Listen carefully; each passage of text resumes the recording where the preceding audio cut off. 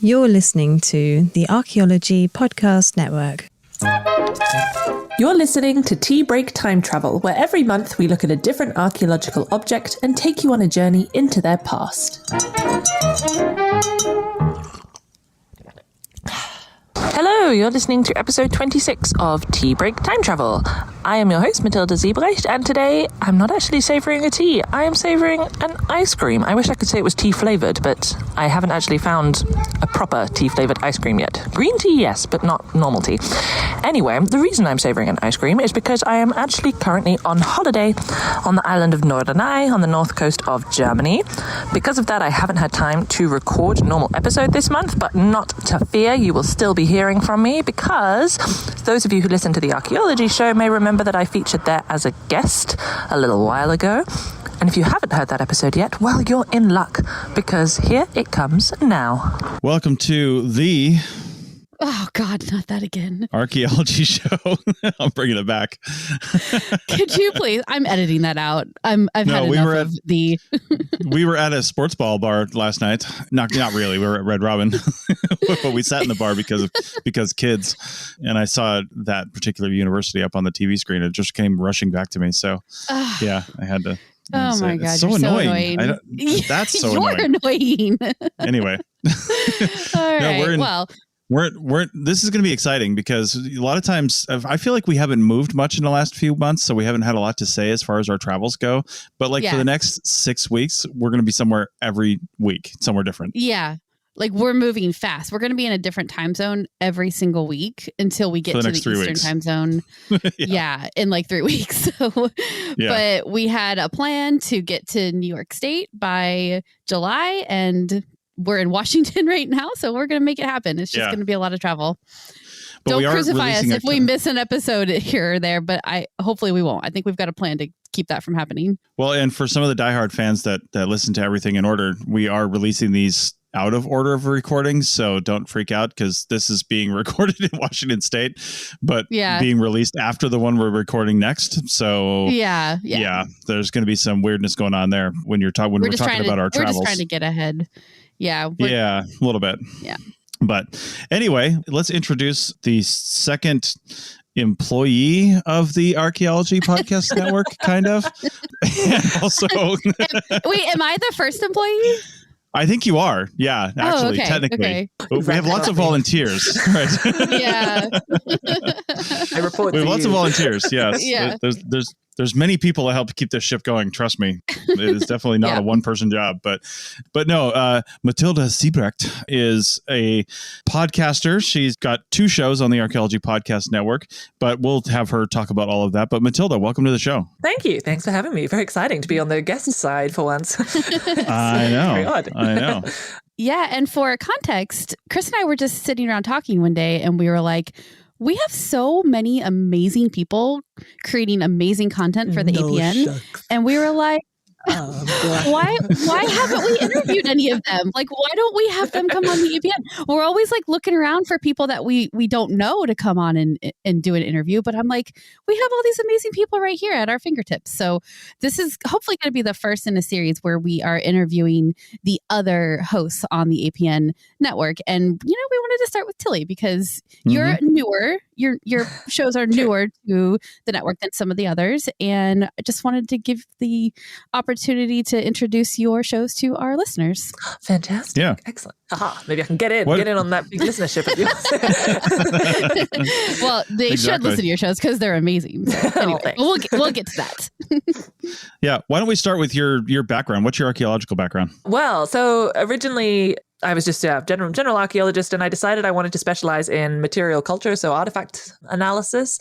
So I did an undergrad. I did it at Aberdeen University up in Scotland.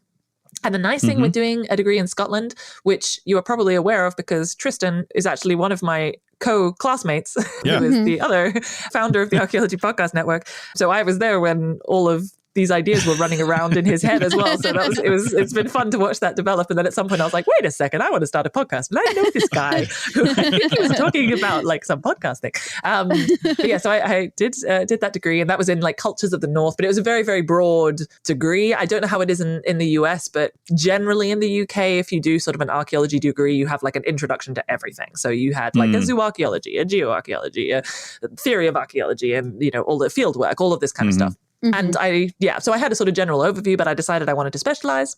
So I went and did a master's. I worked for a year first in commercial archaeology, or CRM, as it's known in the US, which was fun, but it did make me realize excavation is great, but it's just, you know, it's nice for like a summer or like for a couple of weeks.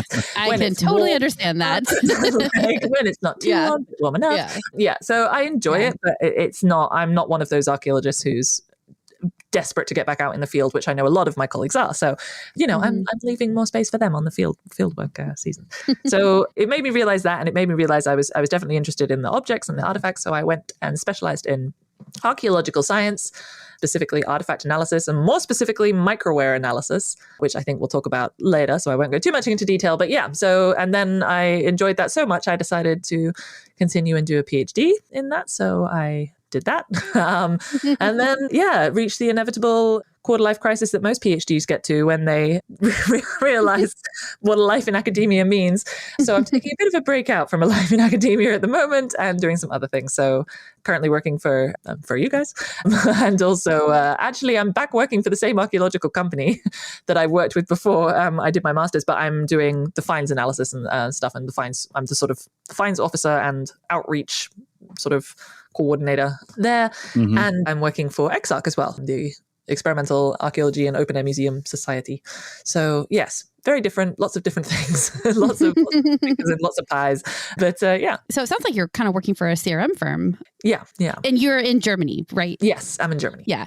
So like, is that lab work essentially? Is it like people are going out and excavating, they're finding things, and then they're bringing that back to you, and then you're doing the analysis in the lab basically? Well, I mean, that's the dream. I'm hoping my boss listens to this so that she's like, but because that is the idea. That's the sort of aim. And they do have a microscope, and I saw it one day. Getting closer. I saw it, but what was kind of hilarious, I think I can say this because I doubt she'll listen, but my boss is lovely, but yeah, she's very busy. So she'd unpacked the microscope, but she'd forgotten to put like the ocular lenses in, which is the bit that you look through the microscope. Yeah. So kind of important. And I was like, something's weird. Like, why does it look like it's really, really far away? And then I was like, wait a second, the ocular lenses aren't in. And then she was too busy and she couldn't find the thing. So it was like a 5-minute look at a microscope, and I was very excited, and then it hasn't happened again. So I mainly am sorting away all of the, I mean, there's so many things that are found. So I mainly select them all. I sort them by material. I pack them away in boxes. They go to the sort of not state archaeologist, but the provincial archaeologist, I guess. It would be, So, and I'm starting to do like animal bone identification, which is fun. Which never did zooarchaeology, but hey. And apparently, do what you got to do, right? Right. It's one of those. I guess I don't know if it's the same in the US, but it's sort of assumed that you do a bit of everything at these kind of firms. So even though I am specialized at the firm, it's sort of everyone kind of chips in, and then you'll have some tasks that you're more likely to do, and you have kind of more knowledge about, so you'll be the one teaching others, if that makes sense. Totally. Okay. Well, let's talk about your podcasts on the APN. Yay. And let's talk about T-Break Time Travel, because that was your first one on here, and man, that's been going for a couple of years now, I think. It's a few years. Very exciting. Yeah. Now that was based, I first saw that was based on, was it just an Instagram channel, or do you also have YouTube? I can't remember what that was originally based on. It started out with Instagram. Yeah. And which also started out weirdly, like that started out because I had at some point in between my master's and my PhD, I ran a small business which sold jewelry inspired by prehistory, which was fun. I used to do like market stalls and things. I had an Etsy shop. Like it was fun, but it didn't go anywhere. I wasn't a very good businesswoman at selling things. Oh man, I totally understand that. I am so with you on that. I think I like people to enjoy it so much that it's like, oh, money, oh, that's fine, don't worry. Okay. And then oh, why am I not making rent? But yeah, so I started an Instagram channel because of that, and then at some point it just kind of turned into archaeology is cool channel. And then when I was in my PhD, actually, I discovered academic Instagram, which I never even knew was a thing. But it's this whole thing, like a whole community of like science communication and sort of academic researchers creating a network basically through Instagram. And so then I started doing more stuff about archaeological research and everything. And yeah, I started doing these Tea Day reels. So Tuesdays and Thursdays, the tea days, haha. It was just at that point you could only do a reel for 1 minute. So I had 1 minute to talk about different objects. I have quite a lot of replicas. So I basically would just take 1 minute and I would introduce a replica, describe it, and talk about it for a bit. And it's ridiculous. I think I timed it well because that was the time when Instagram really liked reels. So then my follow account went from like 600 to like 2,500 in like 2 months or something. It was ridiculous. Nice. Wow. Like still not loads, obviously. I know there's people with like 25,000 and, stuff. But, for me, I was like, what? Like people like this?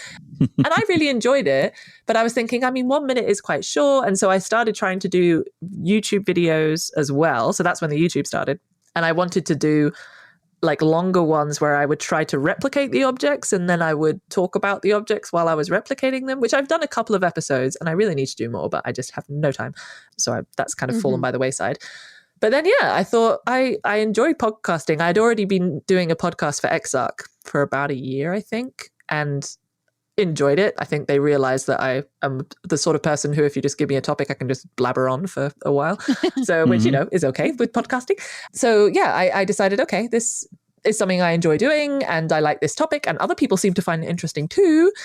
And I have this old classmate of mine who's a producer at the Archaeology Podcast Network. Maybe I can ask him. So and that's how it all kind of came about. And asking guests on each time. So I try to find someone who is somehow related to.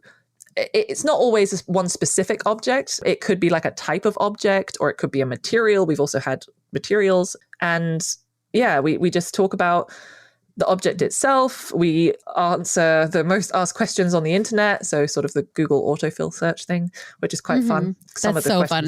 That's one of my favorite parts. Right? Like some of them are like... I love that part. I'm glad. And some of them you're like, oh, for goodness sake. But, you have to answer them. Yeah. And then we just sort of talk about stuff. And I also try to... So the guests have always been a bit of a mix. So we've had academics on, but we've also had professional craftspeople.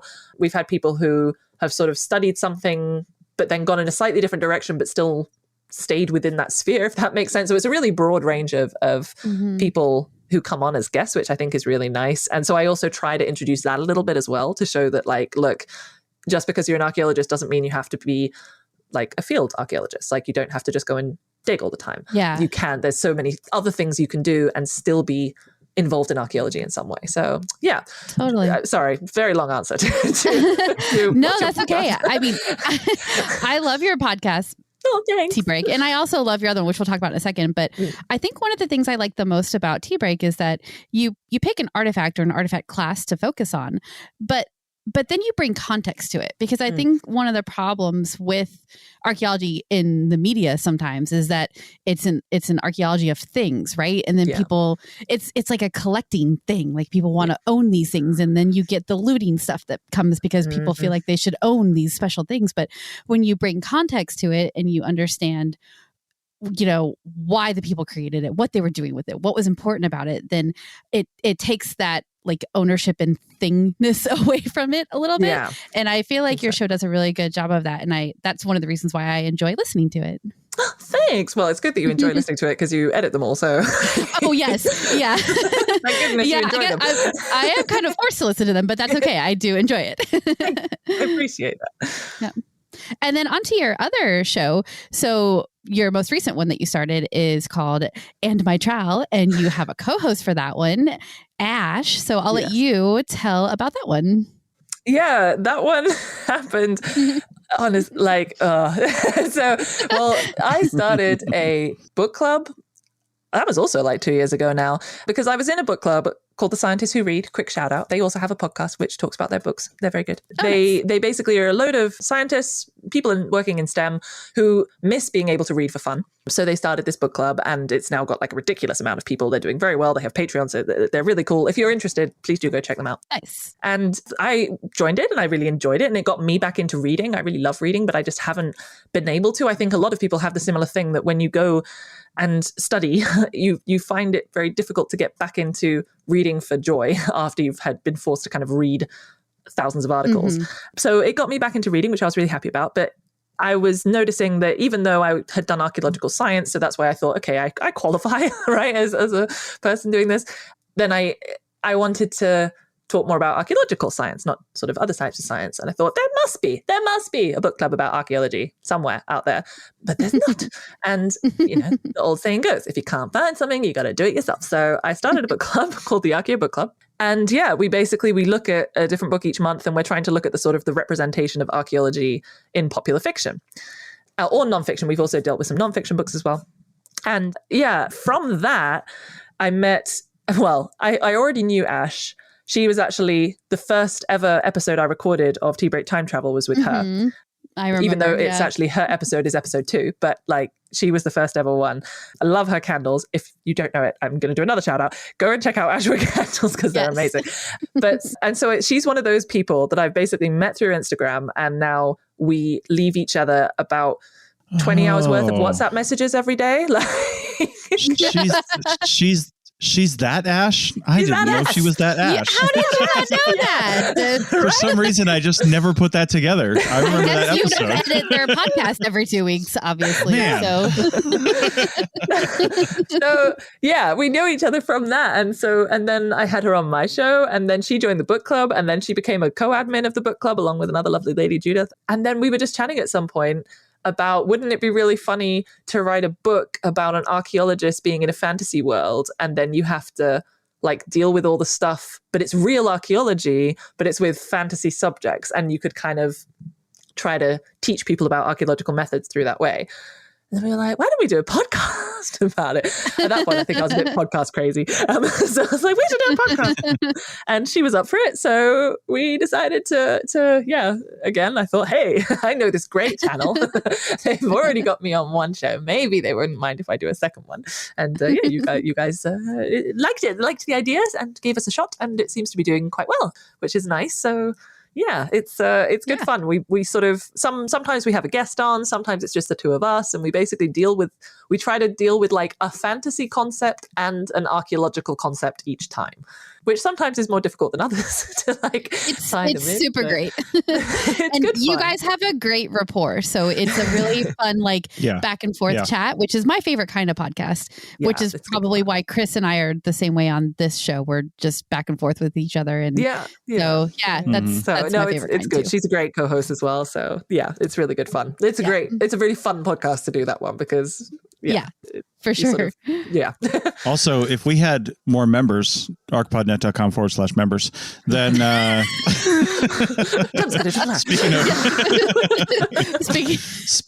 speaking of being podcast crazy, I think every single conversation Rachel and I have about anything either involves one of two things: either starting a restaurant, which is really just crazy because it's like, man, we would never actually do that.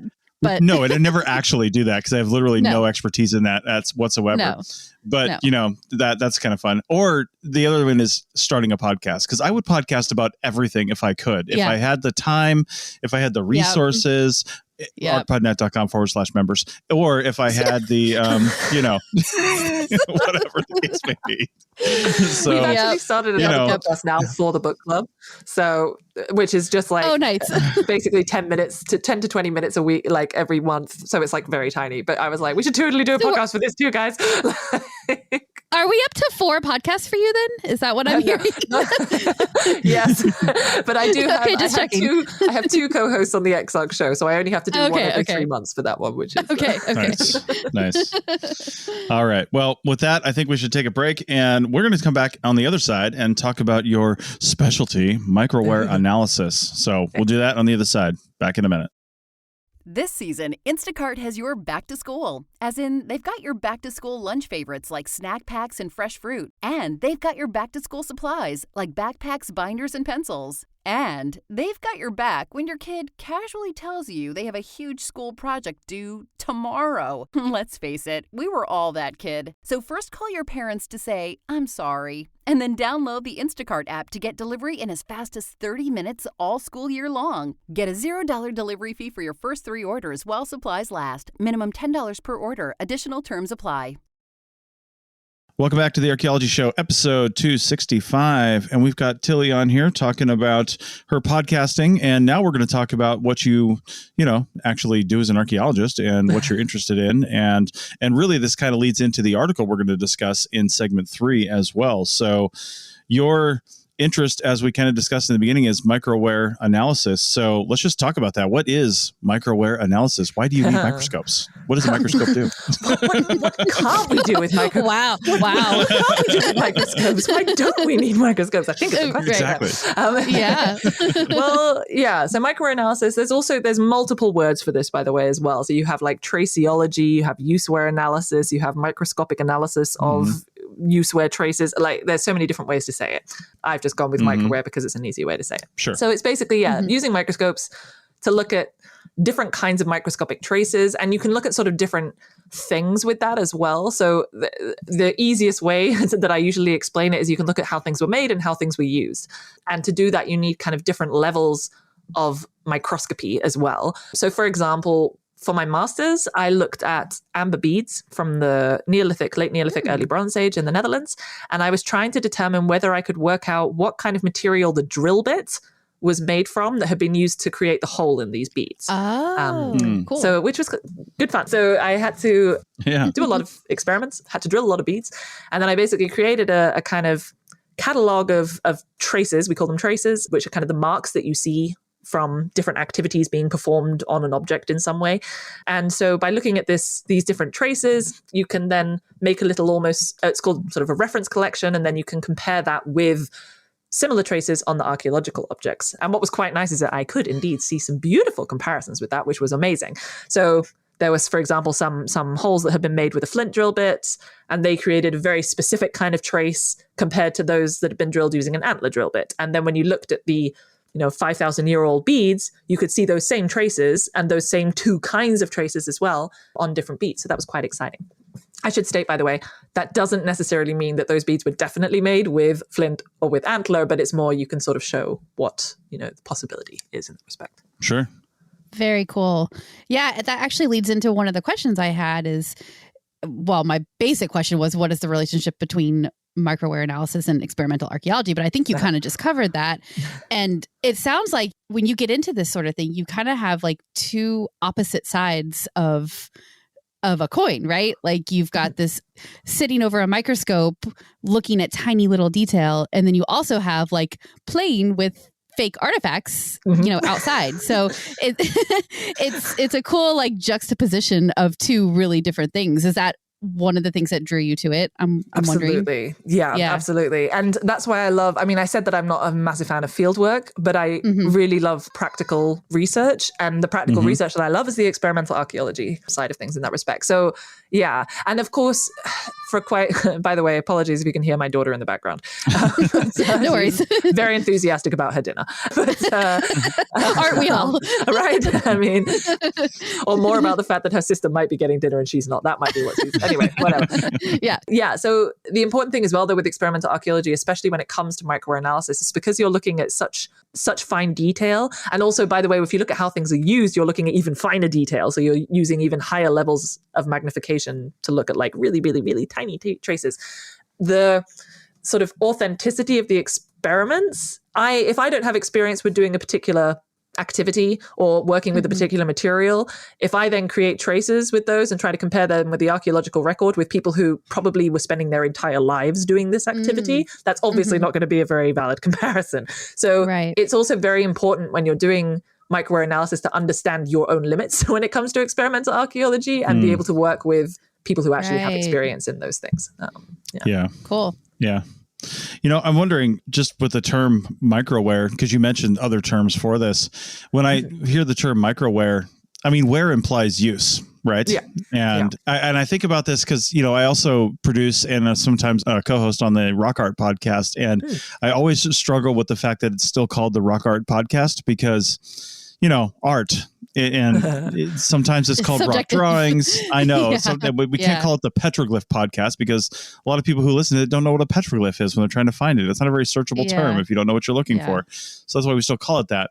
So you don't want to imply that it's art. So can you imply that it's where? You know what I mean? That it's been used and things like that. Is like, what would be a more generic term? And what are some more, I guess what I'm trying to say is, what are some more sources of the thing that you're seeing besides use? You know what I mean? Yeah. So there are kind of tricks that you can do to get around that, though, because, of course, indeed, so for example, some of the objects that I was looking at in my PhD, they were excavated in the 50s. And at some point, they had obviously been treated with something. And so you look at the first one I looked at, I was like, oh, wow, these are really, really clear striations, like lines on the thing. And then I realized, wait a minute, that's brush strokes, like from whatever they were like coating it with, because I was looking at such a high level of magnification, even though it was like a tiny, teeny little paintbrush probably that they were using, I could see the brush strokes on the, like in the varnish or whatever it was that was on the top of the object, which was great. Meant that I had to get rid of like half of the collection because I couldn't see anything. But anyway. Right. But like, so at some point you have to indeed be careful and you have to think like, right, what has happened to this object? Like since it's been excavated, what could have happened to it during? So there's also been a lot of studies on like trampling traces and stuff like that to see if like, okay, and there was a great study done actually. And unfortunately, I can't remember the name of the authors, but hopefully we can find that later and put it in the show notes or something. There was a really great study done where they basically just left a bunch of different flint tools in different paddocks for a year or two and let cows trample on them. Just trample them, and then just compared the traces that leaves with like other experimental traces to see like, well, okay, if we did this, would random activities also create the same traces, or can you say, no, that's random? And most of the time you can see if it's random or not. Like you can see if it would have been environmentally done. You also have tricks. For example, you always want to try and look at part of the object which would have been the most hidden while it was in the ground, sort of thing. So areas like, for example, the inside of the hole of a bead are the sort of least likely to have anything happen to it, whereas anything that happens on the sort of very outside of a bead, that could have the most influence, if that makes sense. So there are kind of tricks to get around it as well. But of course, you also always do need to make sure to account for any potential, what's the word? Yeah. Oh, I've forgotten what the word is, but when something influences it outside your control. Yeah. One of our colleagues actually did a cattle trampling analysis out in Nevada on chert artifacts. Yeah. There you go. You remember that, Rachel? It was out at south of Battle Mountain. Oh, that's right. He did. Jeff Kunner did. Yeah. He did. It was one season because we did a couple seasons out at this excavation and we were just seeing a lot of chert artifacts, AKA Flint. We just don't call him Flint out here. Yes. No, I know. But because we were getting a lot of artifacts and they were broken in interesting ways. So I think one season they just made a bunch of them from a source material and then just like kind of distributed them because there were cattle everywhere. And then just kind of came back to it one year. They plotted them all out with a total station and then went back and looked at where they had been distributed to and what they had looked like. So it was an interesting analysis. I don't think I saw the paper they wrote up on that, but we discussed it. So it's fun doing stuff like that though, to see what's going to happen with it. Yeah. I love experimental archaeology because it takes you into the mindset of the person who created the artifact that you're studying. It feels like a much more like visceral connection to the ancient people than when you're just like, even just excavating. I feel like you don't get the same connection, but like for me, because I'm a knitter, right? Like sometimes when I sit there and I'm like knitting a sock, I'm like, I'm doing the exact same thing right now that a knitter 200 years ago did. And that is like such a cool connection. And the fact that I learned from, my grandmother too, like it's this family thing. And that connection to the past peoples you get through experimental archaeology is so cool. And you can even see, so for example, with the experiments I did in my master's with the beads, and so you have to drill them from both sides. All of the perforations were biconical, so they've been drilled from not just from one side, but from two sides. And you could see that was because it was a kind of like hourglass shape if you cut it through, so you could tell that like the drill had come from two sides. And when I was doing it, you do it from one side and then you turn the bead over and you're trying your hardest to, drill from the other side so that they meet in the middle, right? But you're using a bow drill, so it's not exactly the most efficient for me personally. I'm not as good at that. So, and occasionally there would be a bit of misalignment and it's like, oh man. But then when you look at the archaeological beads, you see exactly the same thing. You see a slight misalignment. You see where they've had to like re-drill part of the bead because of something else. And I think that's my favorite part when you see the mistakes that were done in the past. And it's like, oh, good. It's fine. Yeah. So did you have to become an expert at drilling beads then in order to complete your research? I became pretty good at drilling beads. Yeah. Pretty good at drilling beads. And then for my PhD, I was making a lot of needles.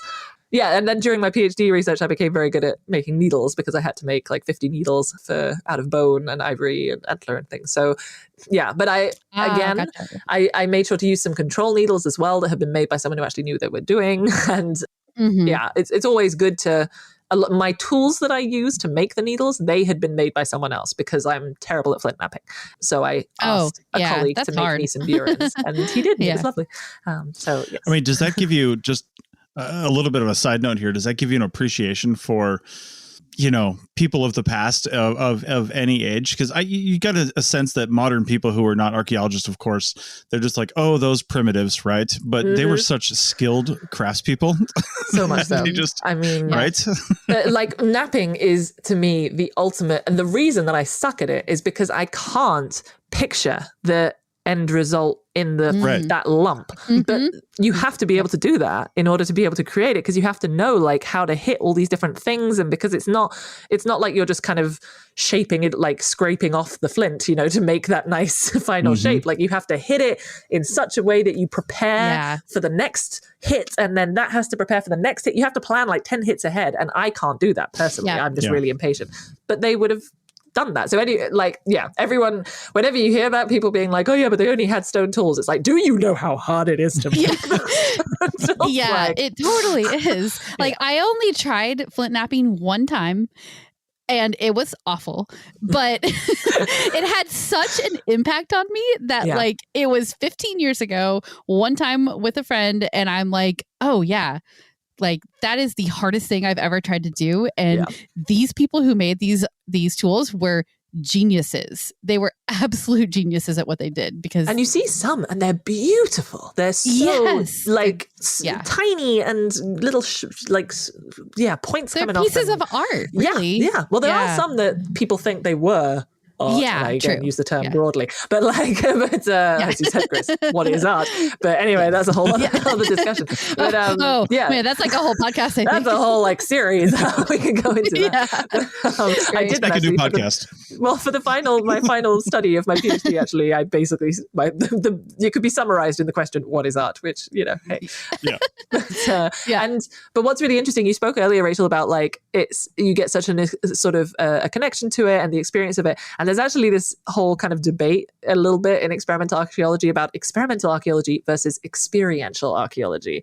And like, what is it and how can one classify it? And if you're not actually getting like practical results out of it, is it really experimental archaeology or is it just experiential archaeology? But I would say the two go hand in hand so much. I mean, I've had so many experiments where then something new has come to me purely through doing it. And if I'd just been in a lab doing it all with robots, or I don't know, like it wouldn't have worked. You have to have that room for creativity so that you can see future questions or even help inform the question that you're trying to answer in that moment. So I feel like they should go together, but I also see wanting to distinguish between them too, because, science.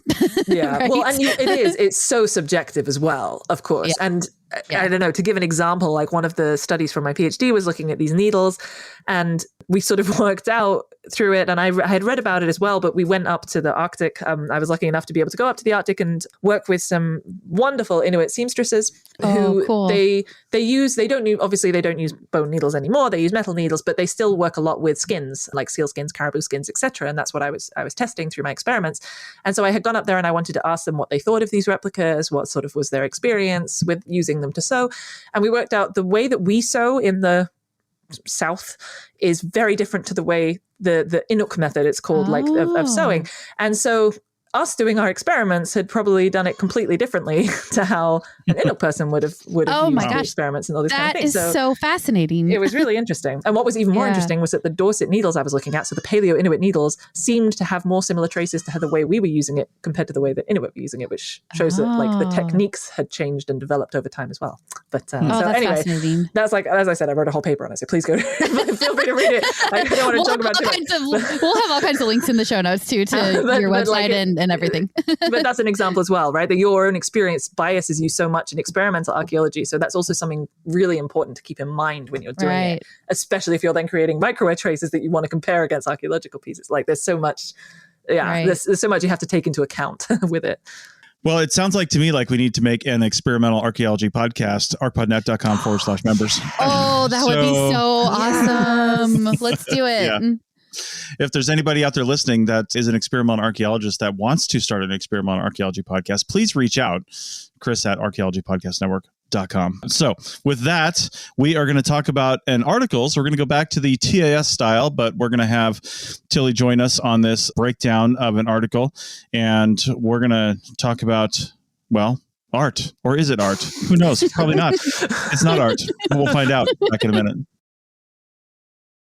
Welcome back to TAS episode 265. And we forgot to mention there is an experimental archaeology podcast. Which I host. I should really have remembered that. Well, it's only once every 3 months, right? So yeah. And to be fair, we don't always focus on experimental archaeology. So it's from Exarch, but each episode is not necessarily just on experimental archaeology. So there is probably still room out there for a podcast completely focused on experimental archaeology. So as someone who has taught classes on podcasting and things like that, one of the things you first teach is focus on a topic. So for a quarterly podcast, I would probably suggest that you focus on experimental archaeology. I'm just saying. Well, it is monthly. I just only do every 3 months. Oh, you only do every 3 months. Okay, so the podcast itself is monthly. We share shifts. Okay, gotcha. Okay, got it. Okay, and so it's a monthly podcast. Well, the sort of aim of it, actually, just very briefly, was because during COVID, we were supposed to have like a couple of meetups and things, obviously, and everyone was stuck at home. So we were trying to do it as a way to keep that connection between our members. So the main aim of it is to kind of showcase what different Exarch members are doing and like the different things that everyone's up to. But then now it's kind of expanded out. And so now it's not just Exarch members who we have on and things like that. So that's how it kind of grew, I guess. Gotcha. All right. Okay. Well, let me introduce the article. Rachel found this article. It happens to be something that is looking at microwear and usewear and things like that. I know.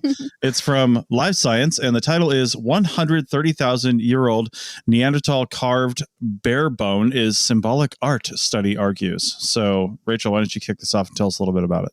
Yeah. So the sort of sub headline is the carved bare bone is one of the earliest human-made artifacts with symbolic culture, in quotes, unearthed in Europe.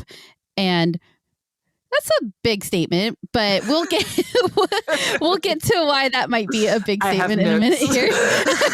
I think, yes, we always have notes about sentences like that. Journalism. Anyway, so the artifact itself, though, let's just get that out of the way. The artifact itself is a roughly cylindrical bone. It's about 4 inches or 10.6 centimeters long. And it has, and this is the interesting part that they were doing the analysis on, it has 17 irregularly spaced parallel cuts on one of the sides of the bone. And it was first discovered in 1953. So this sounds like it's kind of similar to the stuff that you were working on, Tilly, for one of your degrees. It was discovered a long time ago, but this is a reanalysis that is happening because probably we just have much better equipment these days. So that is what we're working with here. So, Tilly, I'm interested when you look at something like this. What is your initial thoughts when you see something like this? Well, so indeed, as you mentioned, it's from the 1950s. And as I said, like the way that they were treating them was a bit different. And indeed, so one of the reasons as well, I didn't look at freshly excavated stuff. I think the freshest the freshest one I had looked at was still 6 years old. So I mean, it's freshish, but not super fresh. Like it wasn't like I was going out and excavating my own objects. And it's not even necessarily that the equipment or the analysis method is improved, although I would say it was because microwear analysis sort of became a bigger thing since 1950, but more the kind of the theory and the difference in how we perceive things as well. So what you were talking about in the last one about, primitive cultures, they wouldn't have known that. Whereas now we're like, maybe they could have. So we should maybe consider that as an option when we're doing this analysis. So yeah, looking at it in new ways, I think, is also a really nice way to kind of that's why old material should be kind of re-examined and reassessed every so often, because there's such radical changes in how we think within archaeological research. So it kind of is a new way of doing it. And it means that things should be preserved in a way that doesn't ruin that too, Yes. and our preservation techniques from 50 years ago are a lot different than they are now, or 70 years ago rather. So you have to kind of hope that they didn't do anything crazy to it. Oh God, so many of the needles. And I was looking at needles, and they're tiny, right? They're like 2 millimeters wide, and they were pasting on like things and gluing stuff on and writing in marker, and I'm there going like, like catalog numbers and stuff like that. Which, to be fair, is still done in Canada. I don't know if it's the same as in the US, but for example, in Canada, you still have to apparently put the object number on the object itself. It's sort of still part of policy. And so, as a microwear analyst, I'm like, oh my gosh, okay, that's fine. Yeah. That's fine.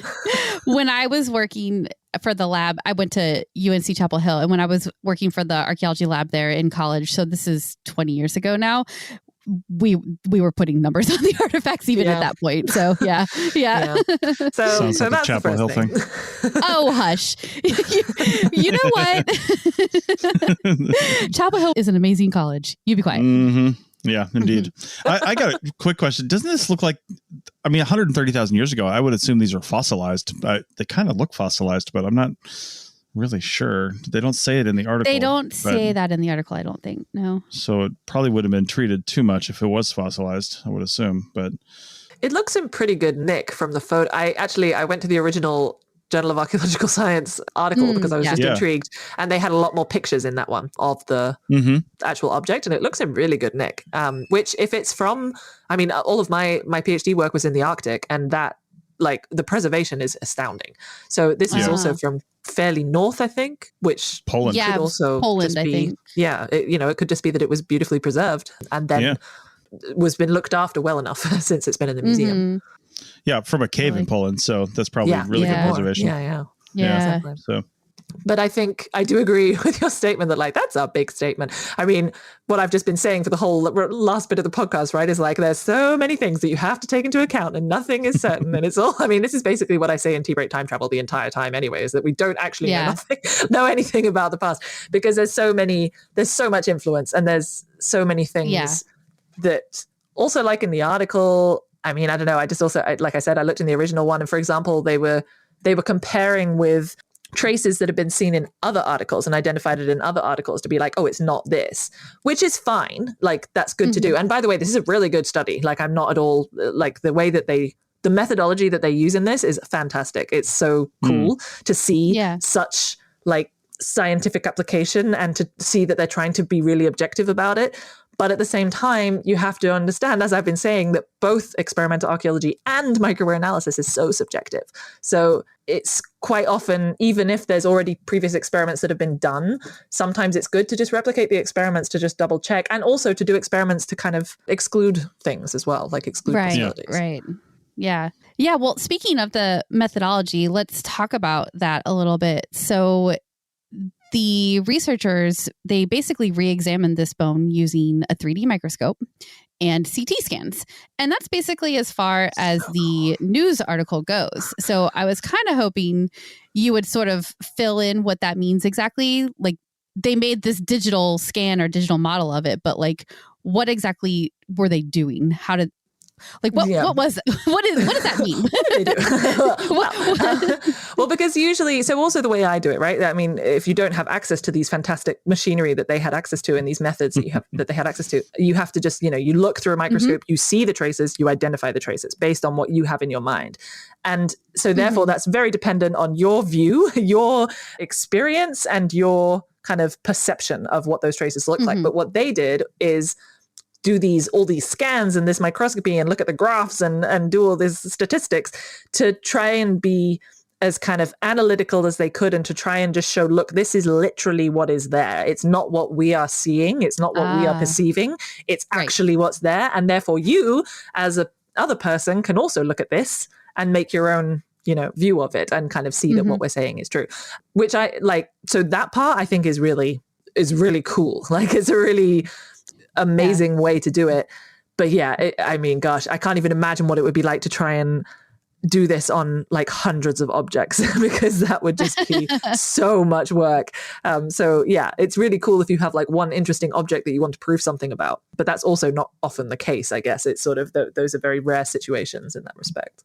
Oh yeah, I suppose this is a very special artifact to get that kind of intense study. Yeah. Well, do you see in your circles or your reading at all any progress towards, I mean, it's the AI revolution right now, right? So do you see anybody going to the point where, because I don't know how long it takes to do this like intensive CT scan of an object of this size, right? So are we at the point where somebody can just like, you can get an intern or a student or something like that to just start dropping artifacts into a CT scanner and saying, bam, bam, bam, let's just get these done. And then it starts cranking out models. And then you get something to just start analyzing this stuff based on, predictive modeling and then start spitting out results. Are we even close to that yet? The problem is there's so many, I know I sound like a broken record, but like there's so many things that could create similar traces to some other things. So for example, actually in my master's, again, I don't know why I keep talking about my master's rather than my PhD, which I've just done and took me 4 bloody years. But anyway, it's I guess it was a foundational piece of work. It was fun. So my husband actually, he did image analysis of sort of CT scans and 3D models and things for his PhD research. My daughter, honestly, she's just shouting at me in the background going, Daddy's gonna come in soon. And I'm like, okay, good. Thank you. Yeah, and so he actually tried to see whether he could identify the traces based purely on their directionality and see whether he could create graphs based on that. And you can do that, for example. But then, for example, what does that mean? It's like, okay, well, there's traces that go that way, but what does that actually mean? So at some point, you do still need to have that understanding and that kind of analysis, I think, from a human perspective, because there's so many different things that can influence it. And there's so many possibilities that we aren't even aware of yet as well. Okay. Yeah, right. I hope that answered your question. Sorry. I think so. Yeah. Yeah. Well, let's just run through what their conclusions were for this article. They concluded that these parallel marks that are on this bone were repetitive and they have the same basic shape, despite the fact that there were some size differences. They were also confined to one area, even though they could have utilized other areas on the bone. They chose not to. And that having that choice is the interesting piece of that. And then finally, that these marks were organized with the cut marks placed in a systematic way. And here's where the experimental archaeology bit comes in. The researchers, they tried to replicate this on fresh cattle bones. So they used replica flint blades and knives and used 7 different incision techniques to try and replicate this. So, yeah.